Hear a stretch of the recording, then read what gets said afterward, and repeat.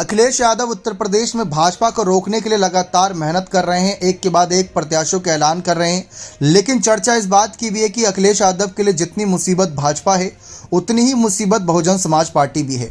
पिछली बार दोनों पार्टियां साथ मिलकर चुनावी मैदान में उतरी थी, तब जयंत चौधरी भी उनके साथ थे।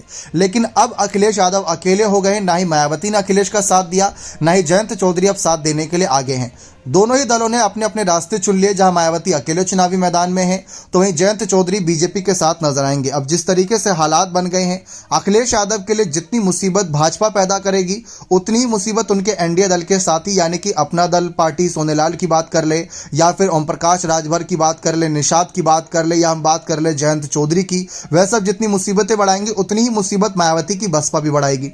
मायावती की बसपा से गठबंधन के लिए अखिलेश यादव ने एक स्थिति रखी थी इंडिया अलायंस के सामने कि अगर बसपा आती है तो शायद वो अलग हो जाए। मायावती ने उस बात को काफ़ी ज़्यादा सीरियसली लिया था और अखिलेश यादव को फटकार भी लगाई थी। ये मामला काफ़ी तूल पकड़ा था, जिसकी वजह से मायावती ने कहा था कि अखिलेश यादव भरोसे की बात ना करें तो बेहतर है, क्योंकि मायावती ने पुराने गेस्ट हाउस कांड तक उन्हें याद दिला दिए थे।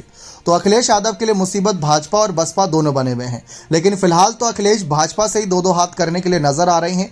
बसपा के खिलाफ कोई तगड़ी रणनीति नजर नहीं आ रही। एक रणनीति ये नजर आ रही है कि जो पहले कभी बसपा के संस्थापक चेहरे रहे थे, जैसे अभी हाल ही में अगर हम बात करें कुछ और बड़ी सीटों के नामों का ऐलान हुआ है, जहां पर अखिलेश यादव ने ऐलान करा, उनकी पार्टी ने ऐलान करा कि वह किन प्रत्याशियों को आगे करने का मन बना रही है। जैसे मोहनलालगंज सीट की बात करें तो मोहनलालगंज से आर के चौधरी को आय करा है।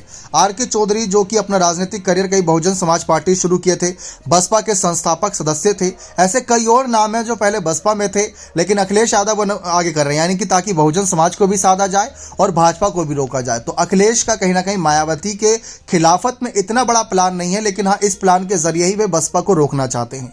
सर्वे इस बार दावा कर रहे हैं कि अगर बसपा का वोट परसेंटेज घटेगा तो उसका सीधा सीधा फायदा अखिलेश यादव को होने वाला। अखिलेश यादव जो करीब 19% वोट बैंक पर थे पिछले लोकसभा चुनाव में बसपा के साथ गठबंधन में रहते हुए, इस बार उनका वोट बैंक अकेले 30% का हो सकता है। यानी कि दूसरी सबसे बड़ी विपक्षी पार्टी उत्तर प्रदेश में अब अखिलेश की समाजवादी बन सकती है और 7-8 सीटों पर इंडिया अलायंस के दम से, यानी कि कांग्रेस के सहारे, उनको 7-8 सीटों पर जीत मिल सकती है। अगर ऐसा होता है तो जब बहुजन समाज पार्टी इस समय 10 सीटों पर स्टैंड कर रही है और सपा 3 सीटों पर है, तो सीधा समाजवादी पार्टी नंबर 2 की पार्टी बन जाएगी। विधानसभा और लोकसभा चुनाव में विपक्षी पार्टी के नजरिए से सबसे बड़े सीटों के मामले के राज्य उत्तर प्रदेश में।